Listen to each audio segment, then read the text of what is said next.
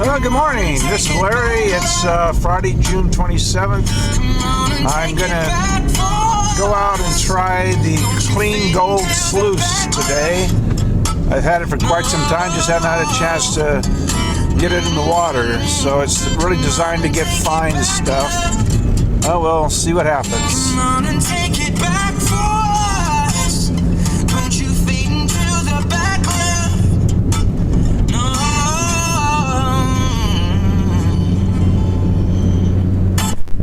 Well, how's everybody doing? I'm up here at the river and I'm going to do a little review on the Cleangold Sluice. This is going to be the first time I've used it. It's a 10-inch Spartan. It's designed to capture, heavy material, 1/4 inch on down to micro-sized particles. And it has 3 types of matting. The first is over here is a 3-inch high piece of raised rubber ribbing. The purpose of that is like an indicator strip, so you can see if you're getting anything. And then, excuse me, after that we've got a special mat that works on most gravels and it extracts the heavier material. The third mat is a magnetic matting that captures a layer of magnetite, and then that's used to extract the heavier materials from the gravels. So it's they all kind of work together. Hopefully, that's what I'm going to find out.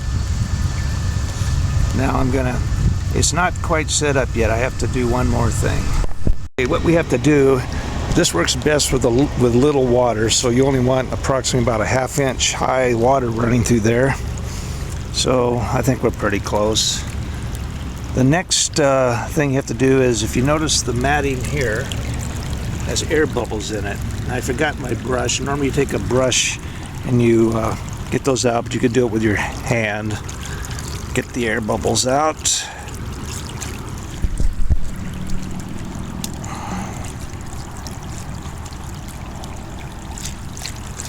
Okay, that's looking pretty good. It also has attachments for legs, which I have, but I won't be needing them at this location. We have to charge the blue section. Now what we do there, you can do it 2 ways. You can run your gravel through there if it has a lot of black sand in it, and it'll get stuck on there. You can't get too much of it. Or you can just dump some black sand that you had from a previous time and see what happens. So I'm just going to dump some just to save time.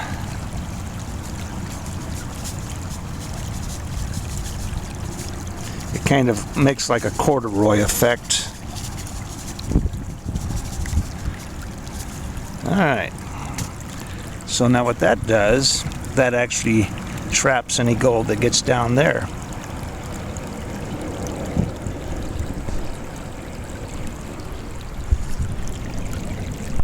Invented this was a scientist that was trying to create an artificial reef to improve surfing conditions. He loves to surf. He goes all over the world surfing. And his name is David Ploth from Oregon. And while doing that experiment, or trying to do that, he discovered a unique way to separate micron-sized gold from beach sands. And he patented his invention back in 1999. And then over the years, he went from Africa, Asia, Australia, and Americas, and he kept improving this thing. He saw that it would work well with third world countries that were still using mercury. He realized that if they used this, they wouldn't have to use mercury. And then as time goes on, he improved it more and more. So this is what we have today. And I think he spends most of his time surfing, but he still is a scientist. It does its main features as opposed to other sluices. It's supposed to recover invisible gold, eliminate the use of riffles, and it can, like I said, it can run under very low water pressure. Works great on crushed hard rock. I'm going to have to bring some of mine from the Jeff Runnels mine that I worked in to bring some of that, because it's down to powder, and I'll bring some of that one of these days and run it here at the river. Because I tried to run it in my blue bowl and it just doesn't work. And even if there's surging water conditions, it won't lose gold. So, of course, it's small. You can backpack it, and so forth. Okay, I've been running it for a while now. I can see some gold here, right in the first area. I don't know if you can see it.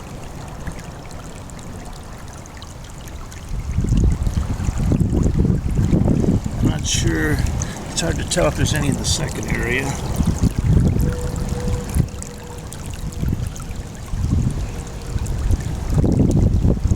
I see some there. Okay.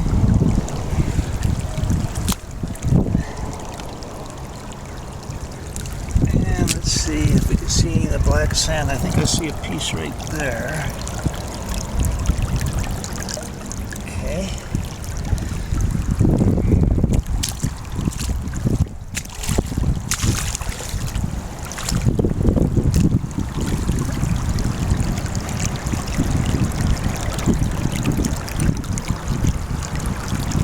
So far it seems to be working. Now the next step is to clean up the black sand. We'll see if that's much of a headache.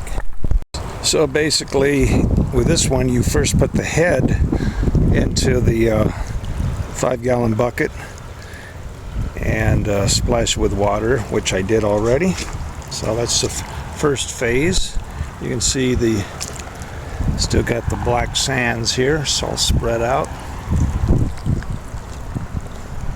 I don't know if you can see I can get out of the light. If you can see the corduroy effect rather, that it makes. Just real small riffles to catch that micron gold. So that's kind of interesting.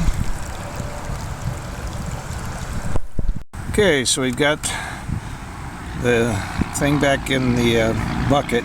Now what we do at this point is we tilt the bucket back about a 30-degree angle with a sluice in it, and then we take this plastic scraper and we scrape the magnetite about halfway down until, you know, causing a mound to build up just like a dam. So that's the next step. Let me do that.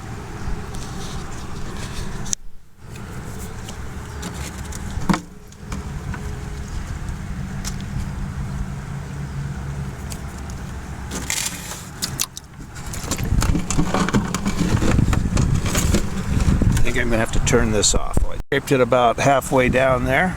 Actually, there's a piece of gold stuck right there.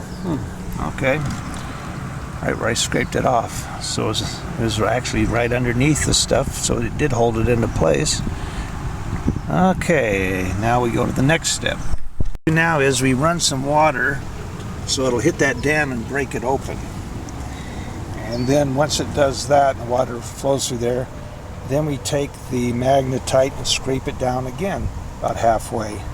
And we do the same procedure until it breaks the little dam open. And we do that until about 80% of the magnetite's been washed away, leaving the rest with the, you know, just your values remaining in it. And then at that point, we scrape the remaining amount of magnetite into a container, and then we'll have to pan it out, see what we got. You can see I scraped it down and there's just a little bit left, so I just get it down until I get about 80% of it. Yeah, so that's the deal. I can see that this would look like be effective to get the micron gold. I think under normal circumstances, just a regular, you know, you're just going after regular gold, you're going to just use a regular sluice, because this, you know, does take a little while to mess with this. And so, but I want to figure out, I will, I guess, really put it to the test on my micron gold from the Jeff Reynolds Serenity 3 mine. I've got about 3 buckets of that stuff. Like I say, it's ground down to powder.